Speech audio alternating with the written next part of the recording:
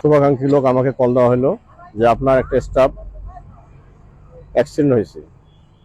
তৎক্ষণাৎ আমি ছুটে আসছি, আসে দেখি যে না, সে স্টাফটা আছে পদক্ষেপের, তিনি আমার পরিচিত। সে দীর্ঘদিন ধরে পদক্ষেপে চাকরি চলমান ছিল এবং সে মাঠ সংগঠক হিসেবে দায়িত্ব পালন করছিল এবং তার সাথে আমার দীর্ঘদিনের একটা সম্পর্ক ছিল। এই প্রত্যাশা দীর্ঘ 4টা বছর তার সঙ্গে আমার যোগাযোগ কথাবার্তা হইতো। এই আলোকে আসে দেখি যে সে তার ওয়াইফ মারা গেছে, সেও মারা গেছে, তার ছোট একটা বাচ্চা মারা গেছে এবং তার যে 12 বছর একটা শিশু ছেলে, সে বর্তমান রংপুর মেডিকেলে সে সুস্থ অবস্থানে আছে জানতে পারছি।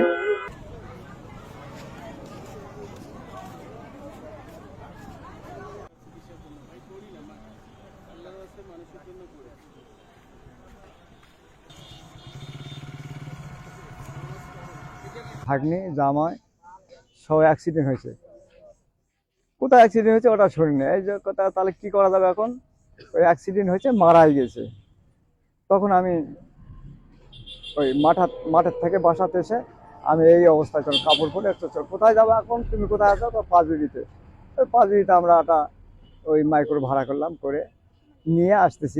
আসে এখন এই পর্যন্ত আসে। এখানে যেটা শুনলাম যে এখানকার লোকজন বললো যে একটা গাড়ি আসে, তাকে ধাক্কা মারে ফেলে দিয়েছে, সিনে পড়ে গেছে।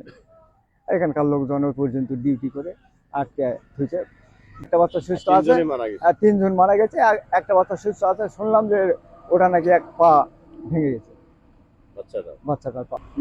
লাশ নিয়ে যাওয়ার ব্যাপারে এখানে যে আমার ভাগ্নিটা ছিল, তো এখানে কেউ বলতেছে যে এটা হসপিটাল নিয়ে যাওয়া লাগবে না, আবার অনেকেই বলতেছে না হসপিটাল নিয়ে যাও, ওখান থেকে ছাড়পত্র নিয়ে যাও।